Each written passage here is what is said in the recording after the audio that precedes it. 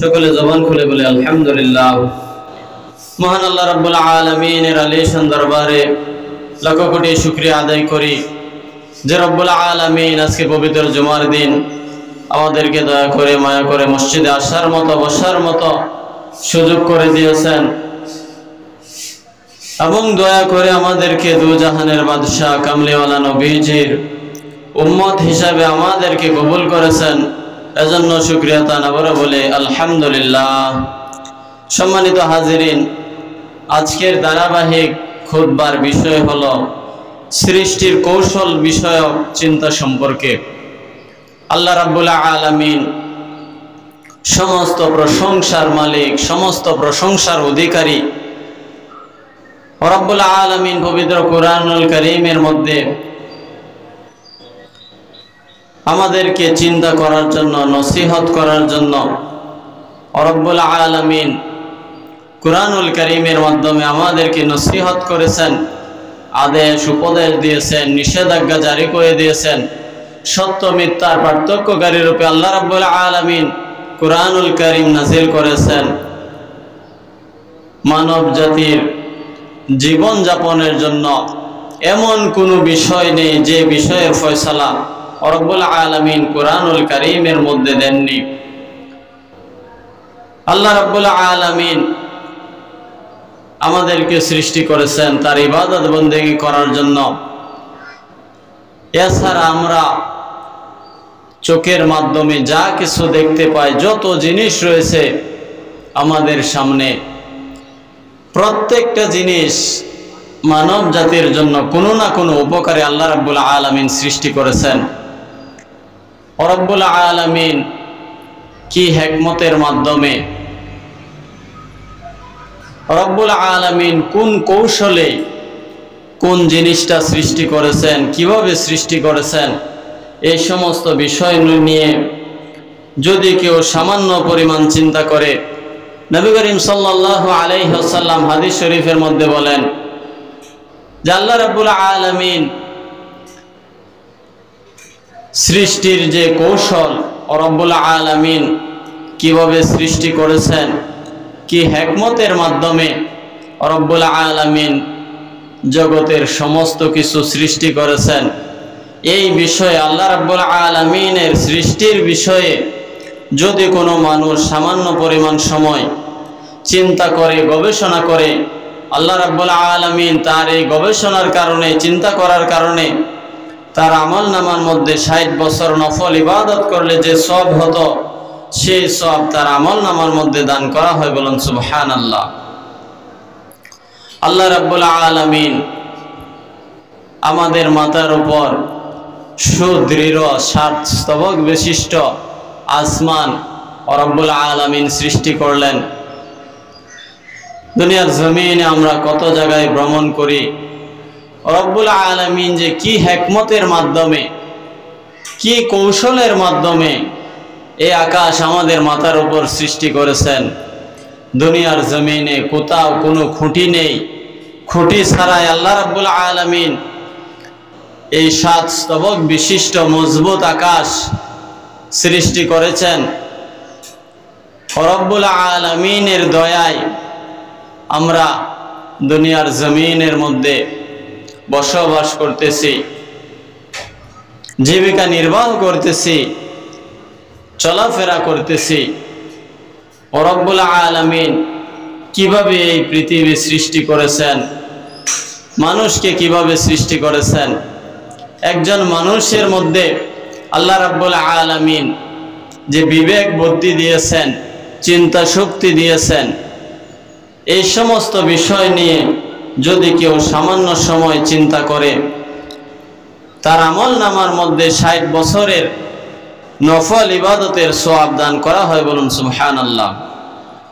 আল্লাহ রাব্বুল আলামিন পৃথিবী সৃষ্টি করলেন এবং এই স্থানটা মানুষের বসবাসের উপযোগী হিসেবে সৃষ্টি করলেন। এরপর আল্লাহ রাব্বুল আলামিন ইচ্ছা করলেন, বাবা আদম আলাইহিস সালামকে সৃষ্টি করলেন। আদম আলাইহিস সালামের বাম পাজরের হাড় থেকে মা হাওয়া আলাইহিস সালামকে সৃষ্টি করলেন এবং তাদের দুজনের থেকে আল্লাহ রাব্বুল আলামিন জোড়ায় জোড়ায় দুনিয়ার জমিনে মানুষ সৃষ্টি করলেন, মানুষকে প্রেরণ করলেন। রব্বুল আলামিন দিনের অংশকে আমাদের জীবিকা নির্বাহের জন্য নির্ধারণ করে দিয়েছেন। রাত্রটাকে আল্লাহ রাব্বুল আলামিন একটা আবরণ হিসেবে, চাদর হিসেবে দিয়েছেন মানুষের আরাম নেয়ার জন্য, বিশ্রাম করার জন্য রব্বুল আলামিন নির্ধারণ করে দিয়েছেন। আল্লাহ রাব্বুল আলামিন দিনের বেলায় সূর্যের মাধ্যমে আমাদেরকে আলো প্রদান করেন, রাত্রের বেলায় চন্দ্র তারকারাজির মাধ্যমে আমাদেরকে আলোর ব্যবস্থা করে রেখেছেন। উজ্জ্বল প্রদীপ হিসেবে চন্দ্র এবং তারকারাজিকে আল্লাহ রাব্বুল আলামিন স্থাপন করে দিয়েছেন। রব্বুল আলামিন আসমান হইতে, মেঘ হইতে অজস্র ধারায় পানি বর্ষণ করেন।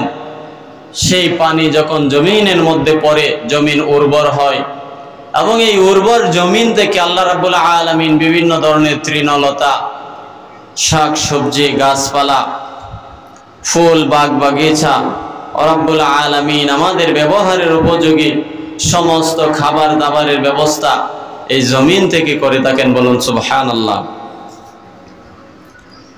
আল্লাহ রাব্বুল আলামিন বলতেছেন, মানুষের উপর আল্লাহ রাব্বুল আলামিনের গজব পড়ুক, কেননা সে কতই না অকৃতজ্ঞ। আল্লাহ রাব্বুল আলামিন তাকে কোন জিনিস দ্বারা সৃষ্টি করেছে, কেন সে অহংকার করে তাকে নাপাক পানি হইতে সৃষ্টি করা হয়েছে, তার জন্য আল্লাহ রাব্বুল আলামিন কি করেন নাই। আমরা দু চোখে যা কিছু দেখতে পাই, প্রত্যেকটা জিনিস আল্লাহ রাব্বুল আলামিন আমাদের উপকারের জন্য, যেন আমাদের কাজে আসে, সেই জন্য সৃষ্টি করেছেন। বলুন সুবহানাল্লাহ। দুনিয়ার জমিনের মধ্যে যত ধরনের জীবজন্তু রয়েছে, প্রত্যেকটা জীবজন্তুকে আপনি হত্যা করতে পারবেন, মেরে ফেলতে পারবেন। যদি এর দ্বারা আপনার কোনো ফায়দা হাসিল হয়, আপনার যদি কোনো উপকারে আসে, আপনি প্রত্যেকটা জীবজন্তুকে হত্যা করতে পারবেন। কিন্তু আপনার যদি কোনো ক্ষতি না করে কোনো প্রাণী, এবং ওই প্রাণীটাকে হত্যা করলে আপনার কোনো উপকার না হয়, এরকম বিন্দু পরিমাণ, সামান্য পরিমাণ ছোট থেকে ছোট প্রাণীকেও হত্যা করা যাবে না। অর্থাৎ কোনো একটা প্রাণীকে যখন আপনি হত্যা করবেন, অবশ্যই এর পিছনে কারণ থাকতে হবে।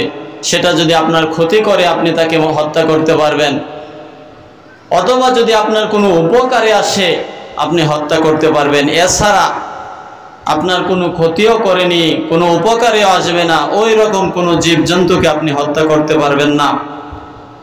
আল্লাহ রাব্বুল আলামিন আমাদের জীবন চলার পথকে সহজ করে দিয়েছেন। রব্বুল আলামিন মৃত্যু দান করেছেন, মৃত্যু সৃষ্টি করেছেন, আমাদেরকে দুনিয়ার জমিনে প্রেরণ করেছেন। কিছুকাল থাকার পর এই দুনিয়ার জমিন থেকে আল্লাহ রাব্বুল আলামিনের ডাকে সাড়া দিয়ে রব্বুল আলামিনের দরবারে হাজিরা দিতে হবে। রব্বুল আলামিন মৃত্যু সৃষ্টি করেছেন আমাদের এই জীবনের স্বাদ শেষ করে দেওয়ার জন্য। এর মাধ্যমে আমরা পরপারে আল্লাহ রাব্বুল আলামিনের কাছে চলে যাব। রব্বুল আলামিন আমাদের ইহকালের জিন্দেগির হিসাব নিকাশ করবেন। রব্বুল আলামিন যা আদেশ দিয়েছেন সেগুলি যদি আমরা পালন করি, আমাদেরকে আল্লাহ রাব্বুল আলামিন পুরস্কার দান করবেন। যেগুলি আদেশ করেছেন যদি আমরা পালন না করি, আমাদের জন্য শাস্তির ব্যবস্থা করে রেখেছেন। তো রব্বুল আলামিন যে এত কিছু সৃষ্টি করেছেন আমাদের আগে পরে, সামনে পিছনে, এগুলি সম্পর্কে যদি কেউ চিন্তা করে, এগুলি সম্পর্কে যদি কেউ গবেষণা করে, আল্লাহ রাব্বুল আলামিন তার আমলনামার মধ্যে অজস্র সওয়াব দান করেন। বলুন সুবহানাল্লাহ। কিন্তু কেউ যদি চিন্তা করে যে রব্বুল আলামিন এগুলি কেন সৃষ্টি করলেন, না করলেও পারতেন, কিভাবে করলেন, করতে কোনো অসুবিধা হয়েছে কিনা, আল্লাহ রাব্বুল আলামিনের সৃষ্টি জগতের মধ্যে কোনো ভুল ত্রুটি হয়েছে কিনা, এই জীবটা এইভাবে না হয়ে যদি ওই রকম হতো, এই ধরনের চিন্তা ভাবনা যদি কেউ করে, ওই ব্যক্তি নাফরমান হয়ে যাবে, পথভ্রষ্ট হয়ে যাবে। তো আল্লাহ রাব্বুল আলামিন তার যে হিকমত, এই হিকমতের মাধ্যমে দুনিয়ার সমস্ত কিছু সৃষ্টি করেছেন আমাদের উপকারের জন্য। আল্লাহ রাব্বুল আলামিন সমস্ত কিছুই সৃষ্টি করেছেন। এই বিষয়ে দৃঢ় বিশ্বাস রাখতে হবে। হযরত ইবনে আব্বাস রাদিয়াল্লাহু তাআলা আনহু থেকে বর্ণিত, একবার কোনো একদল লোক আল্লাহ রাব্বুল আলামিনের অস্তিত্ব সম্পর্কে চিন্তা করতেছিল। দলবদ্ধ হয়ে তারা চিন্তা ভাবনা করতেছে যে আল্লাহ রাব্বুল আলামিন কোথায় আছে, কিভাবে আছে, তিনি কি করেন, এই সমস্ত বিষয় নিয়ে তারা আলাপ আলোচনা করতেছিল।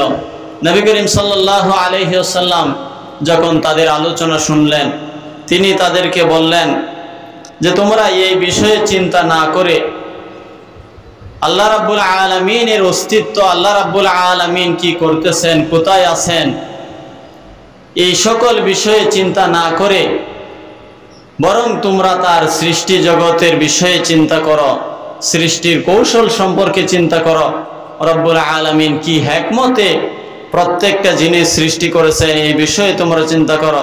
কেননা তোমাদের এই ক্ষুদ্র জ্ঞানের মাধ্যমে আল্লাহ রাব্বুল আলামিনের জ্ঞানের যে পরিধি, আল্লাহ রাব্বুল আলামিনের যে চিন্তা ভাবনা, তার দ্বারে কাছেও যেতে পারবে না। এজন্য আল্লাহ রাব্বুল আলামিনের অস্তিত্ব নিয়ে চিন্তা না করে রব্বুল আলামিনের সৃষ্টির কৌশল সম্পর্কে তোমরা চিন্তা করো, এতে তোমাদের জন্য মঙ্গল রয়েছে। আল্লাহ রাব্বুল আলামিন বলেন, ইয়া রাসূলুল্লাহ, ইয়া হাবিবাল্লাহ, আল্লাহর অশেষ রহমতের নিদর্শনগুলি আপনি চেয়ে দেখেন, কিরূপে তিনি শুষ্ক জমিন থেকে পুনরায়, শুষ্ক জমিনকে পুনরায় তিনি সজীব করেন এবং ওই সজীব উর্বর জমি থেকে কিভাবে তিনি শস্য দানা উৎপন্ন করেন, এই বিষয়ে চিন্তা ভাবনা করুন। কিভাবে আল্লাহ রাব্বুল আলামিন একজন জীবিতকে মৃত্যু দান করেন, একজন মৃতকে আল্লাহ রাব্বুল আলামিন কিভাবে জীবন দান করেন, এই সকল বিষয়ে চিন্তা করুন। নিশ্চয় যারা চিন্তাশীল, নিশ্চয় যারা সৌভাগ্যবান, যারা সফল কাম, তারা আল্লাহ রাব্বুল আলামিনের সৃষ্টির কৌশল বিষয়ে চিন্তা করে। আল্লাহ রাব্বুল আলামিন আমাদেরকে এই কথাগুলোর উপর আমল করার তৌফিক দান করুন। আমরা প্রত্যেকে যেন আল্লাহ রাব্বুল আলামিনের সৃষ্টির কৌশলের বিষয়ে চিন্তা ভাবনা করে আল্লাহ রাব্বুল আলামিনের হিকমত, আল্লাহ রাব্বুল আলামিনের বিজ্ঞানের উপর সুদৃঢ় ঈমান আনয়ন করতে পারি।